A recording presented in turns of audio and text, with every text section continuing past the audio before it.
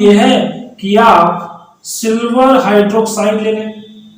तो silver hydroxide, चूंकि silver hydroxide को हमें ताजा बनाना पड़ेगा, बिल्कुल प्योर फ्रेश बनाना पड़ेगा। फ्रेश सिल्वर ऑक्साइड ही आप इसमें इसके साथ अभिक्रिया करा करके अल्कोहल बना पाएंगे। तो ये बनेगा कैसे? आप क्या करेंगे, सबसे पहले आप सिल्वर ऑक्साइड लेंगे, Ag2O लेंगे, इसको उबलते हुए जल में मिला देंगे। ठीक है, जब इसको उबलते हुए जल में मिलाएंगे तो ये बना देगा AgOH, सिल्वर हाइड्रोक्साइड। बैलेंस कर लीजिए भाई, एक ऑक्सीजन यहाँ, एक यहाँ, कितने हो गए? 2, और 2 H यहाँ हो गए, और Ag कितने हैं यहाँ, सिल्वर कितने हैं? 2। तो आप यहाँ पर लगा लीजिए।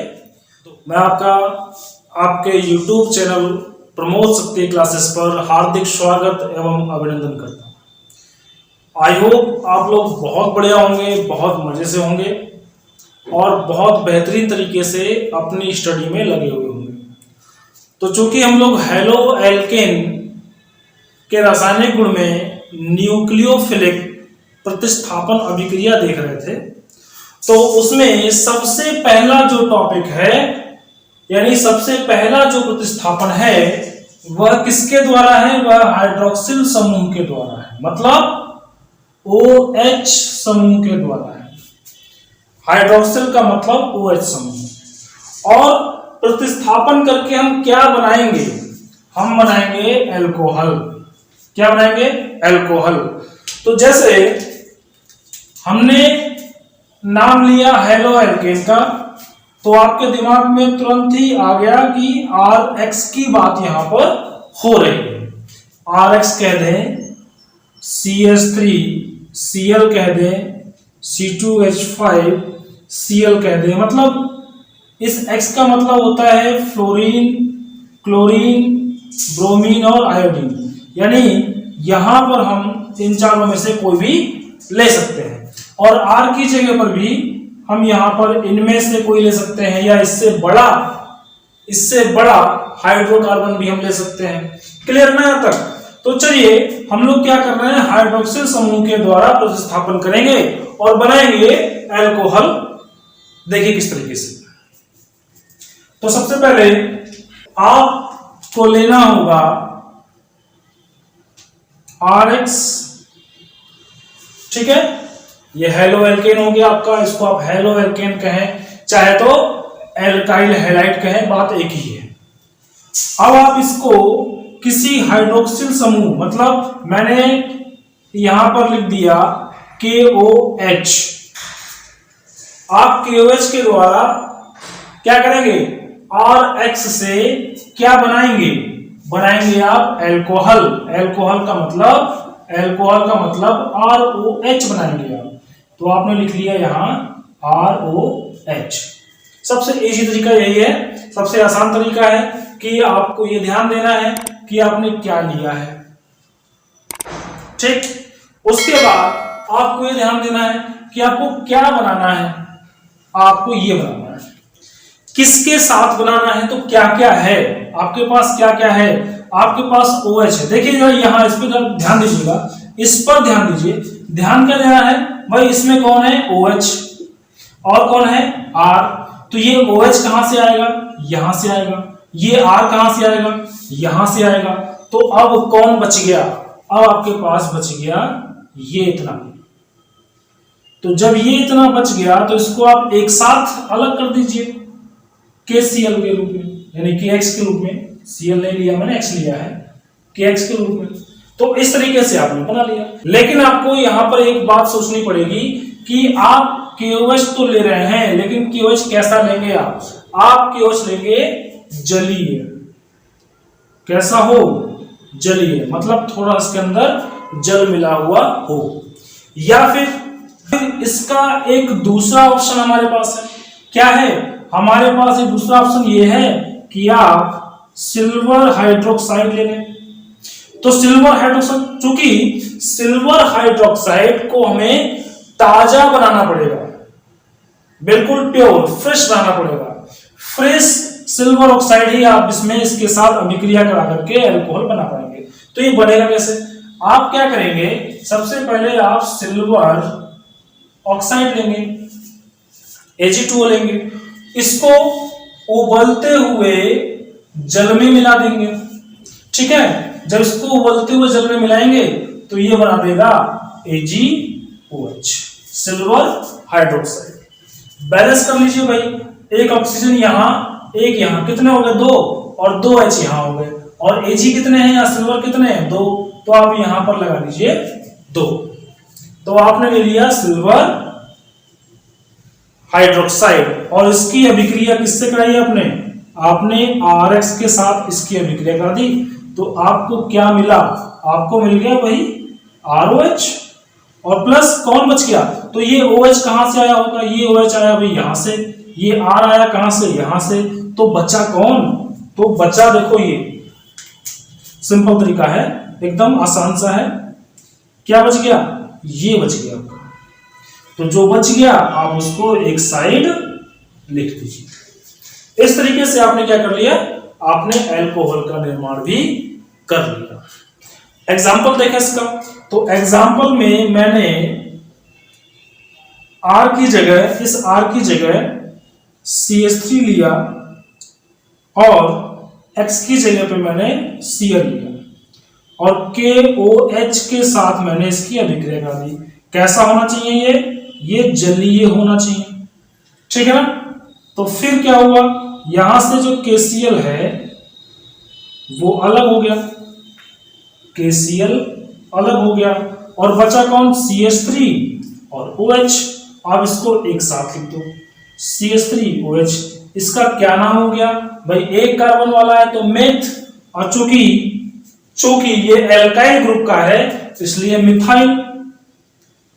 मिथाइल, और OH को कह देंगे हम एल्कोहल।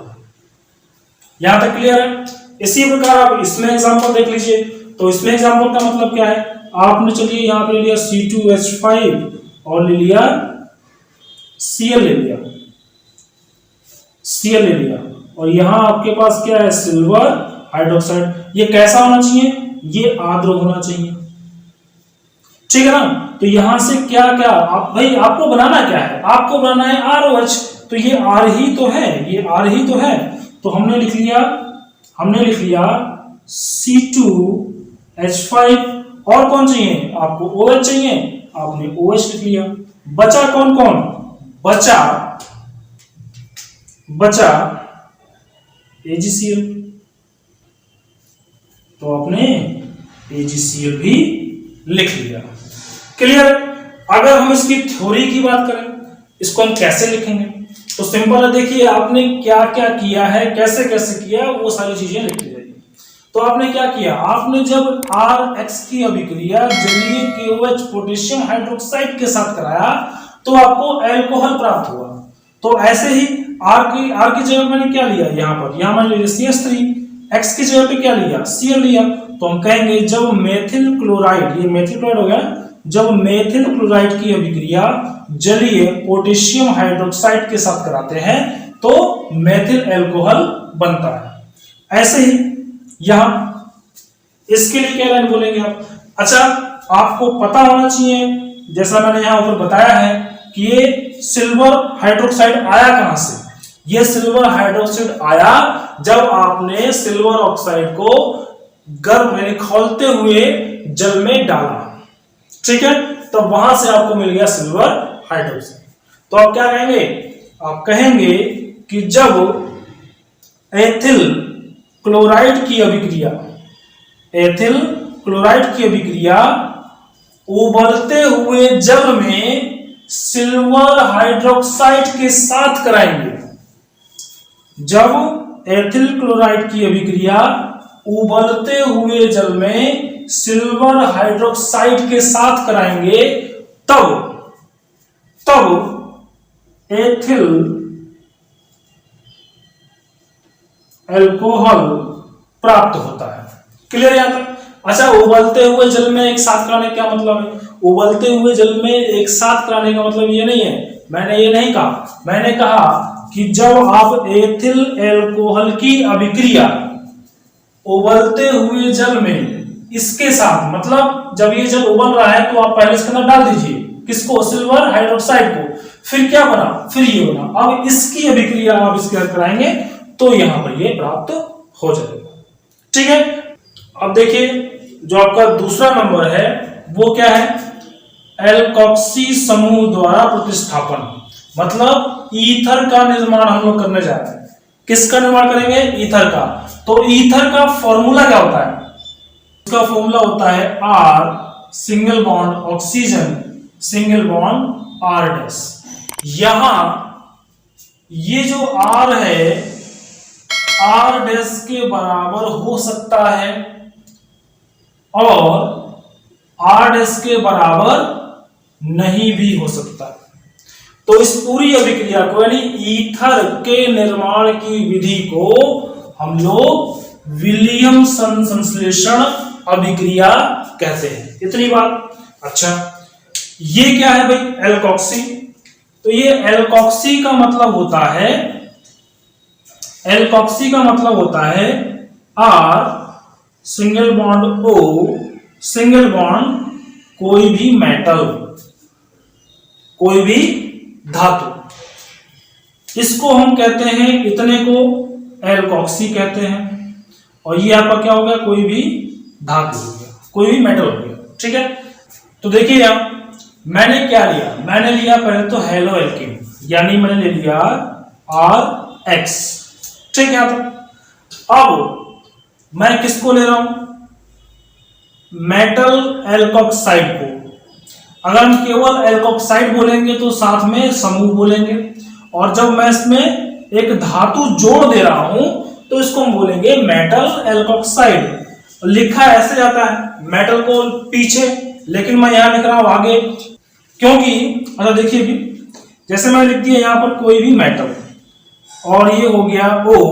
ठीक है, मतलब उल्टा लिखा उसको मैं, ये हो गया। ठीक है ना, तो यहां से हुआ क्या, आपको क्या चाहिए, आपको चाहिए RO R' या इसकी जगह पे R भी हो सकता है। तो चलिए मैं इसको R' ही कर देता हूं, छोड़िए।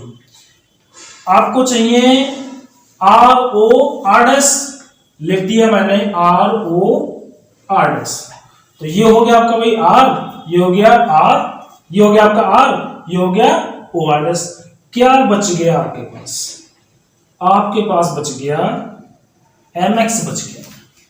तो इस MX को आप यहां लिख लीजिए, ये हो गया आपका ईथर। या फिर इसका अगर IUPAC नाम देखा जाए तो इसको हम कहते हैं एल्कोक्सी एल्केन। क्या कहेंगे, एल्कोक्सी एल्केन। ठीक है, यहां तक कोई दिक्कत नहीं। अब मैं आपको दिखाता हूं एग्जांपल के साथ।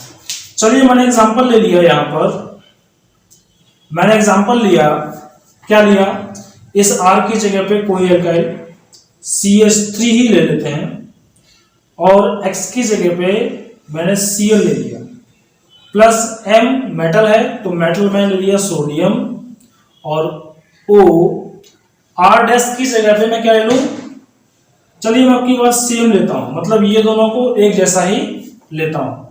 तो क्या होगा, तो होगा ये कि यहां से NaCl निकल जाएगा, निकल गया NaCl, क्या क्या बचा, CH3 OCH3, है ना। तो ये हो गया CH3 single bond O single bond CH3।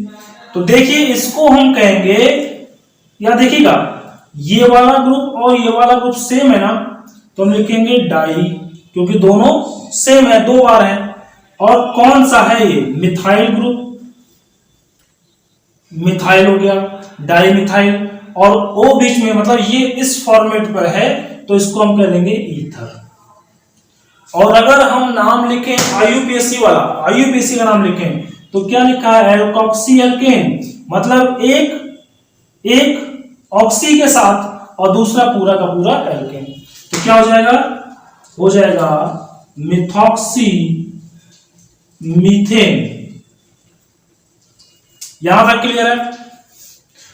अब मैं एक एग्जांपल और लिखता हूं आपके सामने, और उसमें अब की बार मैं इस वाले आर को इस वाले आर डैश से अलग रखूंगा, ठीक है ना। देखिए मैंने लिया यहां पर CH3Cl, साथ में M का मतलब सोडियम हो गया, O, और यहां लिया C2H5। तो क्या बनेगा, किसको आप निकालेंगे, सबसे पहले जिसको निकालना है उसको निकाल दीजिए ताकि उससे समझने में और लिखने में आसान हो जाएगा। क्या हो गया भाई, ये Cl जाएगा Na के साथ, तो यह बन गया NaCl।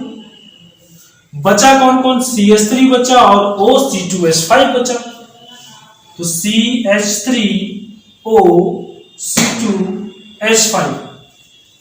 क्लियर।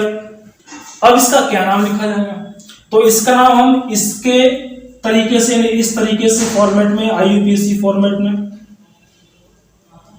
लिखेंगे, या फिर नॉर्मल। तो अगर नॉर्मल लिखते हैं तो नॉर्मल में एथिल ये वाला पहले, फिर मेथिल ये वाला, फिर ईथर, ठीक है।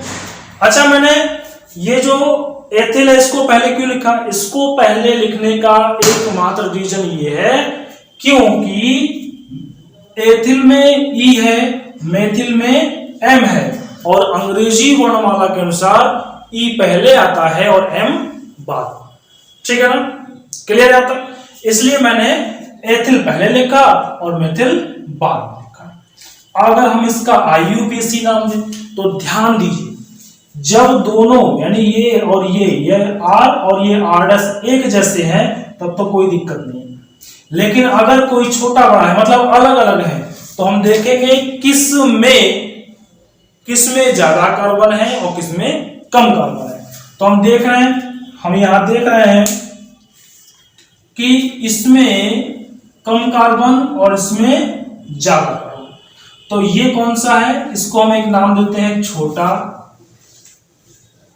इसको नाम देते हैं बड़ा, ठीक है। इसको नाम दिया छोटा, इसको नाम दिया बड़ा। तो एल्कोक्सी में लिखा जाएगा छोटा वाला और एल्केन में लिखा जाएगा बड़ा वाला। क्लियर हो गया, कोई दिक्कत नहीं है। चलिए, तो छोटा वाला कौन है, मिथाइल ना, तो इसको हम लिखेंगे एल्कोक्सी, मतलब मेथॉक्सी, 2 कार्बन वाला बड़ा वाला है ना ये, तो ईथेन। और इस प्रकार से हमने क्या कर लिया, ईथर का भी निर्माण कर दिया। तो हम अगर इसकी डेफिनेशन बोलना चाहें, इसकी थ्योरी लिखना चाहें, तो सिंपल सा तो है, आसान ही तो है। क्या है, जब मेथिल क्लोराइड की अभिक्रिया सोडियम एथॉक्साइड से कराते हैं तो एथिल मेथिल ईथर बनता है या मेथॉक्सी ईथेन बनता है, बस यही है। इस अभिक्रिया को विलियमसन संश्लेषण अभिक्रिया कहते हैं, ठीक है। यहाँ तक कोई दिक्कत नहीं है। चलो, मैं उम्मीद करता हूं कि आपको ये सारी चीजें अच्छे से क्लियर हो चुकी हैं, समझ में आ चुकी हैं। तो प्लीज हमारे इस वीडियो को लाइक करिए, शेयर करिए, कमेंट करिए और हमारे चैनल प्रमोद शक्ति क्लासेस को सब्सक्राइब करिए। धन्यवाद।